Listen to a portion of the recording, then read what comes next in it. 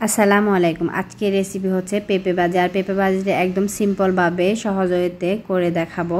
তো আমি এখানে দিয়ে দিলাম একটু সরিষার তেল। আমি রান্নায় সরিষার তেল ব্যবহার করি, সেই কারণে সরিষার তেল দিয়েছি। আপনারা যে কোনো তেল ব্যবহার করতে পারেন, রান্না যেটা আপনি ব্যবহার করেন। তো আমি এখানে সরিষার তেলটা কিন্তু খুব ভালোভাবে গরম করে নিতে হয়। তো আমি সরিষার তেলটা হচ্ছে গরম করে নিয়েছি, সাথে দিয়ে দিলাম হাফ কাপ পেঁয়াজ আর হাফ চা চামচ দিয়ে দিলাম আদা রসুন বাটা দিয়ে আমি এগুলো একটু ভালোভাবে একটু ভেজে নিচ্ছি। ভেজে নেওয়ার পর এখানে হচ্ছে আমি দিয়ে দিব পেঁপেগুলো। পেঁপেটা কিন্তু আমি একদম পাতলা পাতলা করে কেটে নিয়েছি, আর এটা কেটে সুন্দরভাবে পরিষ্কার করে ধুয়ে নিয়েছি। একদমই পাতলা করে কেটে নিয়েছি যাতে এটা খুব তাড়াতাড়ি ভাজিটা হয়ে যায়। রেসিপিটি যেরকম সিম্পল আর সহজ, আর যেন তাড়াতাড়ি রান্না করা যায়, তো একদম ইজিতে আমি শেয়ার করতেছি আপনাদের সাথে। তো এটা হচ্ছে যারা নতুন এবং ব্যাচেলর আছেন তাদের জন্য হচ্ছে রেসিপিটি শেয়ার করতেছি, তাদের আশা করি উপকারে আসবে।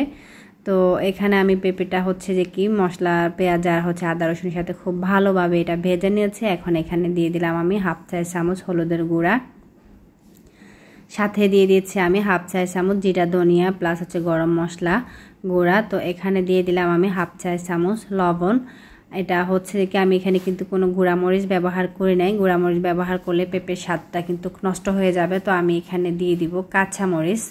তো আমি এখন হচ্ছে যে কি এগুলা ভালো করে একটু পেঁপের সাথে পেঁপে আর হচ্ছে যে কি পেঁয়াজ রসুন আর হলুদ মরিচ দিলাম, এটা হচ্ছে একটু তেলের সাথে খুব ভালোভাবে ভেজে নেব। এটা কষানোর কাজটা হয়ে যাবে। আর এখানে কিন্তু আমি কোনো পানি ব্যবহার করব না, সে কারণে হচ্ছে যে কি আমি পানিটা একটু হচ্ছে যে কি যেহেতু ব্যবহার করব না, তো সেখানে আমি পেঁপেটা একদম পাতলা পাতলা করে কেটে নিয়েছি। আর কাঁচামরিচ আর আমি একটু টমেটো ব্যবহার করব, সেটা কিন্তু পরে ব্যবহার করব। এত আগে যদি এটা ব্যবহার করি কাঁচামরিচের কালার নষ্ট হয়ে যাবে আর টমেটোর কালারটা নষ্ট হয়ে যাবে, দেখতে সুন্দর লাগবে না। যাতে দেখতে সুন্দর লাগে সেই কারণে হচ্ছে আমি এগুলো একটু পরে ব্যবহার করব। এখন এগুলো আমি একটু ভালো করে তেলের সাথে ভেজে নিয়েছি, মোটামুটি 10-15 মিনিট ভেজে নেওয়ার পর পেঁপেটা একটু সিদ্ধ হইলে এখন এখানে আমি কাঁচামরিচ আর টমেটো ব্যবহার করছি। আমরা যদি সবসময় ভারী ভারী রান্না করাগুলো শিখাই, বিশেষ করে পোলাও রোস্ট ডিম, যেটা আমি সবসময় বলি, তো এই সিম্পল রান্নাগুলো আসলে শেয়ার করা দরকার। যারা নতুন এবং ব্যাচেলার আছেন তাদের জন্য অনেক হেল্প হয়।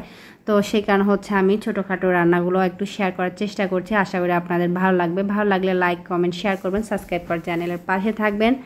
আমার কাছে লবণটা একটু কম হয়েছে, আমি লবণটা চেক করে নিয়েছি, সামান্য একটু লবণ দিয়ে আবার একটু সুন্দর করে ভেজে নিলে আমার এটা রেডি হয়ে গেছে। তো ফেসবুক পেজ থেকে যদি আপনি দেখে থাকেন অবশ্যই পেজটাকে ফলো দিয়ে রাখবেন। তো এরকম আরও নিত্য নতুন ভিডিও পেতে অল অপশনটি সিলেক্ট করে রাখবেন, সেক্ষেত্রে আমি যখনই ভিডিও দেবো আপনার কাছে কিন্তু নোটিফিকেশান পৌঁছে যাবে। আর ইজি এবং কি একদম ঝটপটভাবে দেখুন আমার পেঁপে ভাজিটা হয়ে গেছে। এটা কিন্তু সিম্পল হলেও সিম্পল রান্নাটা কিন্তু খেতে অনেক মজা, খেয়ে না দেখলে বুঝবেন না। আমি পেঁপেটা একটু দেখিয়ে দিচ্ছি, এটা কিন্তু সিদ্ধ হয়ে গেছে খুব সুন্দরভাবে। তো এটা মোটামুটি এরকম একটু আমি ব্রাউন করে খুব ভালো করে ভেজে নিয়েছি। এটা অবশ্যইভাবে একবার ভাজি করে খেয়ে দেখতে পারেন যারা হচ্ছে পেঁপেটা খান না। তো আমার আজকের রেসিপি এই পর্যন্ত, পরবর্তী রেসিপি দেখার আমন্ত্রণ জানিয়ে আজকের মতো এখানে বিদায় নিচ্ছি। আল্লাহ হাফেজ।